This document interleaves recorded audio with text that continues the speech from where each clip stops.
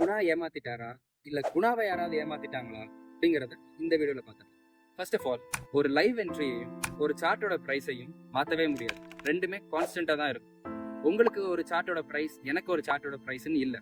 காமனா மக்கள், உலகத்துல இருக்க எல்லா மக்களுக்குமே ஒரே டைம்ல ஒரு சார்ட் ஒரே பிரைஸ் தான். இதுல எந்த ஒரு டிஃபரன்சஸ் இருக்காது.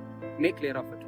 இந்தியாவோட டாப் புரோக்கர்ஸான மோதிலால் ஓஸ்வால்ல ஒரு ட்ரேட் எக்ஸிக்யூட் ஆகி ப்ராஃபிட் ஆனாலும் லாஸ் ஆனாலும் அது எல்லாமே இந்தியன் கவர்மெண்டோட கவர்னன்ஸ்க்கு கீழே நடக்கிற ஒரு பாடியான செபி அப்படிங்கிற ஒரு பாடியில தான் அது கவர்னன்ஸ் ஆயிடும்.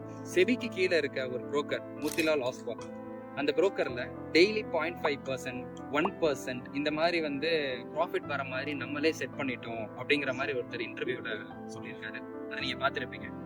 இதுல என்ன தெரியுது அப்படின்னு பாத்தீங்கன்னா, அவரோட ஆதங்கத்துல ஒரு இரு வார்த்தைகள் வேற மாதிரி பேசியிருக்காரு.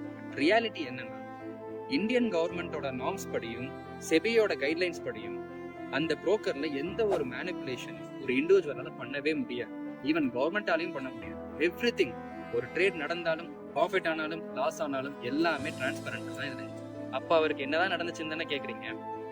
நான் ப்ரொமோட் பண்ண ஒரு கம்பெனியோட ரோபோட்டை அவரோட இந்தியன் மார்க்கெட் புரோக்கர்ல இருக்க அக்கௌண்ட்ல இன்டெகிரேட் பண்ணிருக்கும் போது நிஃப்டி 50 ஆல் டைம் ஹை போகும்போது அவரோட அக்கௌண்ட்ல லாசஸ் நடக்குது.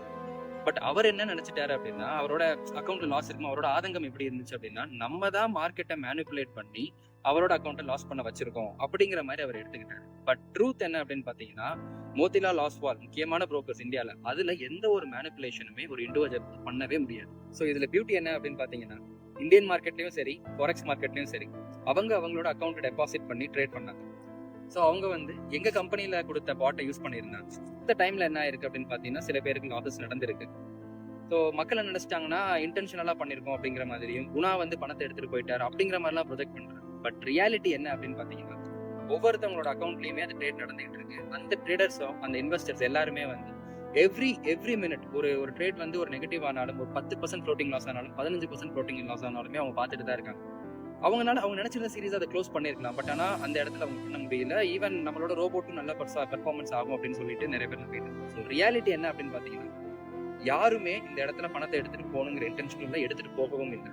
அவங்க அக்கௌண்ட்ல லாஸ் ஆயிருச்சு, இதுதான் உண்மை. பட் மக்களுக்கு இந்த உண்மையை கொண்டு வரதுக்கு கொஞ்சம் லேட் ஆயிருச்சு. ஏன்னா we need a solid proof.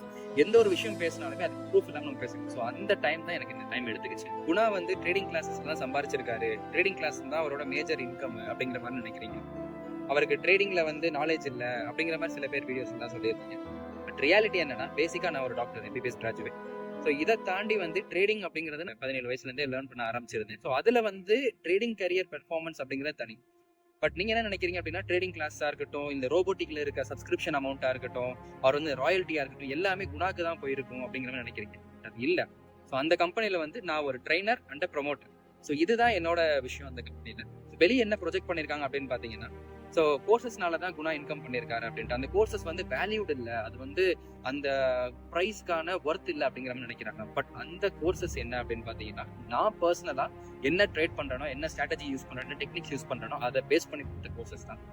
So அது ஒர்க் ஆகுமா ஆகாதா, லெஜிடா வர்த்தா இல்லையா அப்படிங்கிறது என்னோட ட்ரேட்ஸ்லேயே அதை கண்டுபிடிச்சிட முடியும். ஸோ இது இன்னைக்கு நேற்று பண்ணதில்லை, பல வருஷங்களா என்னோட ட்ரேட் ரெக்கார்ட் அப்படிங்கிறது என் ஃப்ரெண்ட்ஸ்க்கு நான் பண்ணி கொடுத்துட்டு இருக்கேன். ஸோ பர்சனல் நான் பண்ணாம என் ஃப்ரெண்ட்ஸ் சர்க்கிள் பண்ணி கொடுத்துட்டு இருக்கேன். Very close. அது இந்த பணத்துக்காகவோ அதுக்காகவோ மற்றதுக்காக இருக்குது இல்லை, ஒரு நட்பு அப்படிங்கிற விஷயத்துக்காக இருக்கு சார். ஸோ அந்த அக்கௌண்ட்ஸோட பெர்ஃபார்மன்ஸாக இருக்கட்டும், இனிமேல் நடக்க போகிற லைவ் ட்ரேட்ஸ் எல்லாத்தையுமே நான் உங்களுக்கு டேரெக்டாக அப்லோட் பண்ணுறேன். ஸோ நீங்கள் சொல்லுங்கள், நான் லெஜரான ட்ரேடரா, என்னோட கோர்சஸ் ஒர்த்தா இல்லையா அப்படின்னு. ஸோ இந்த மாதிரி சுச்சுவேஷன் நடந்துகிட்டு இருக்கும். சவுத் ரீஜனில் சோஷியல் மீடியாவில் கொஞ்சம் ஃபெமிலியராக இருக்கும்.